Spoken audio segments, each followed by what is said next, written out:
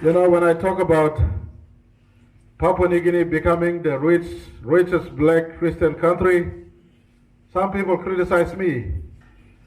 And, you know, they think that I am being racist or I'm being too overly a religious zealot or I'm being a fanatic, I'm being I'm an illusionary person.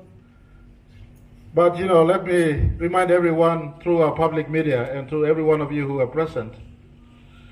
For those of us who are fortunate to be where we are today, educated, employed, or in business, we belong to only 5% of Papua New Guinea, or rather an elite few who have progressed up to the upper echelon.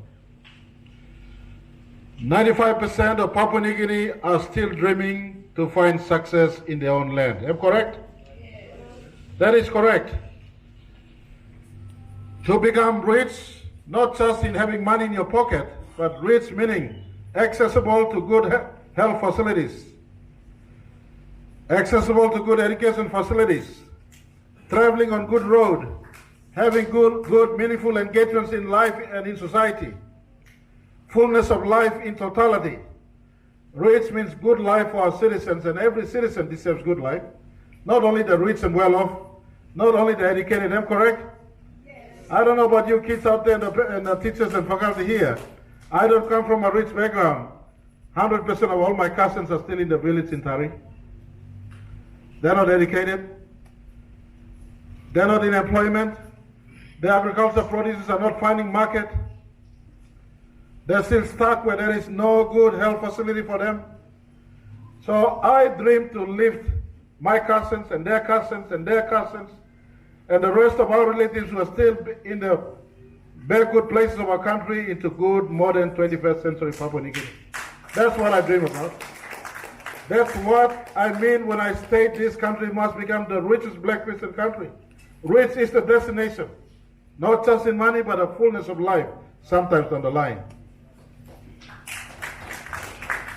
Black is our past, the struggles, the problems, the negativities, the feeling that we can't do it.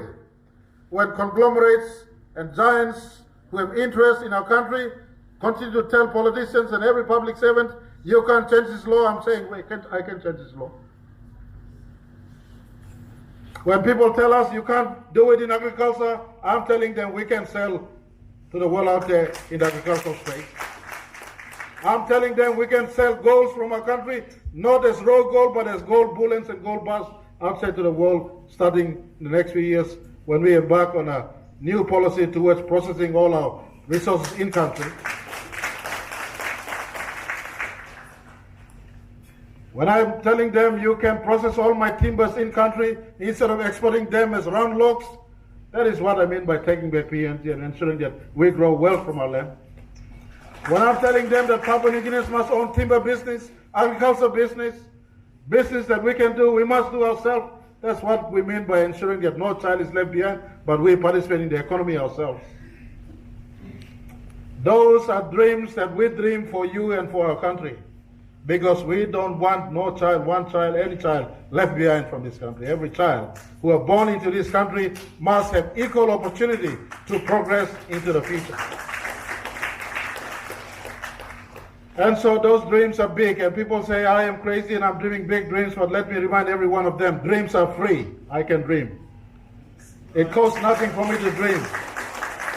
It costs nothing for me to dream, but having dreamt and having spoken visions, the expectations is on every instrumentalities of government to translate those dreams and visions into practical, simple, workable policies and make it happen. And so for today, it warms my heart to come to Unitec, because one arm of government, a very important arm of government, who embodies research, who embodies science, who embodies technology, you're sitting and engaged in conversation in agriculture with something I believe is really, really important and is in the engine room to change our country.